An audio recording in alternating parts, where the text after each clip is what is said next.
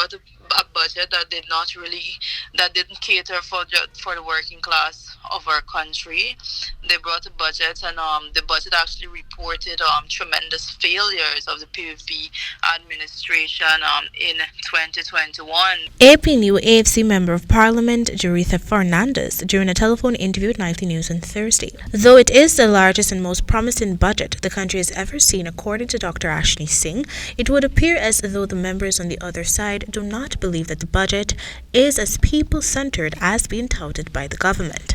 The $552.9 billion budget, which was presented to the National Assembly on Wednesday by a senior minister in the Office of the President with responsibility for finance, Dr. Ashley Singh, revealed a number of measures geared at addressing cost of living woes, such as reduction in taxes. Even so, Fernandez maintains that the country's working class citizens will not benefit. What the PPP continues to do is to sell this falsehood to Guyanese, that if they reduce the cost of persons doing business, the business people in Guyana, then that benefit will trickle down to the ordinary Guyanese. And the coalition has been at pains in explaining to people in Guyana that trickle-down economics is a failed concept. This year's budget is also the first to be fueled by the country's oil revenues from the Natural Resource Fund.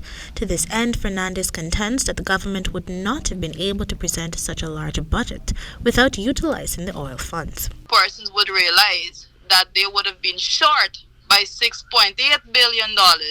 So I'm basically saying that to tell you that basically what we're seeing is without the oil revenue, the PPP was actually bringing a lesser budget. Meanwhile, Ganesh Maipal had some heavy criticism for the government over what he terms to be petty increases for citizens.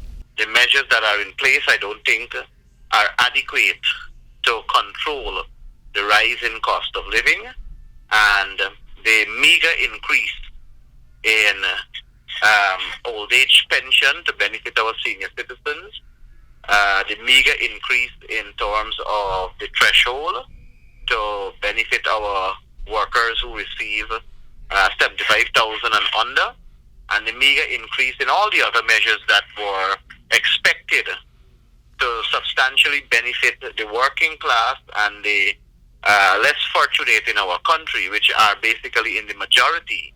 I don't think they were properly considered. For the HTP Nightly News, Kendell Richmond.